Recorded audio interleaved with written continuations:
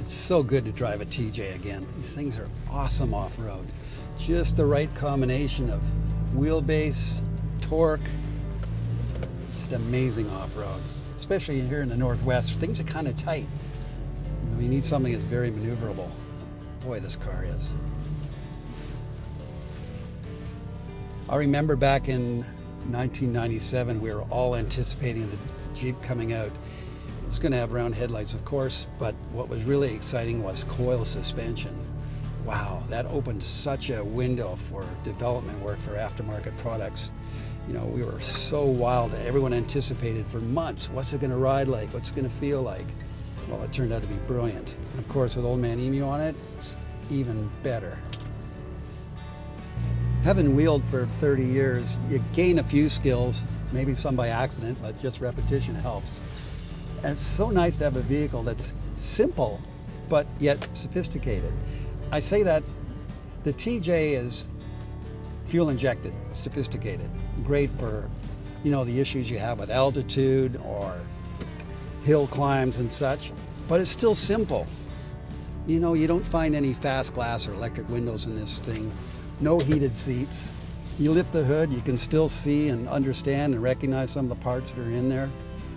I just have to say that for me, this TJ is a brilliant blend of all the parts that one could possibly get and put on a vehicle that achieves the desired end result.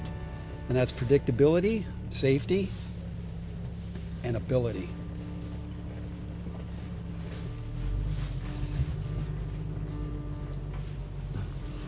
You know, it's really good having air lockers and good suspension and all the good gear.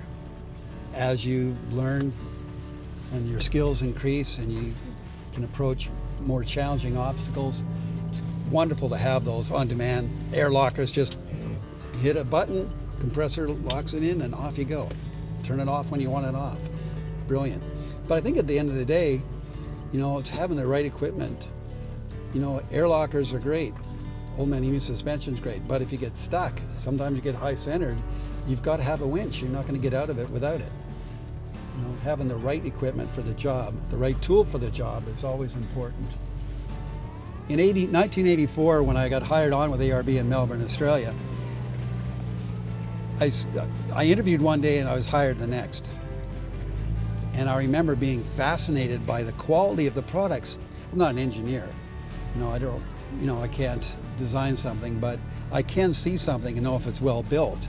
And I was amazed at how well built the things were. And I took trips down on the floor and spoke to the welders and got to know them.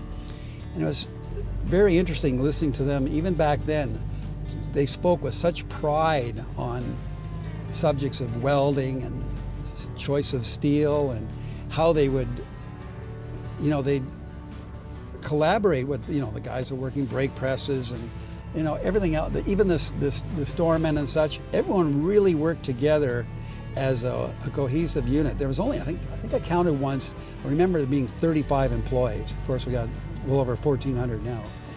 But it was,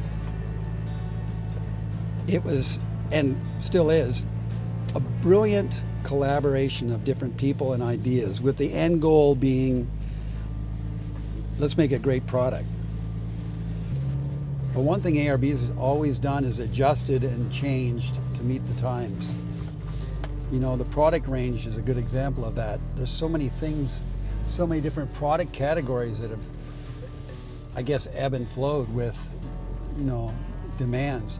Certain core products, of course, are always been there. Air locking differentials, the ARB air locker, that's been a staple for decades. Old Man Emu suspension, yeah, it's another staple. And the bumpers, of course. But other product categories, like the refrigerator freezers,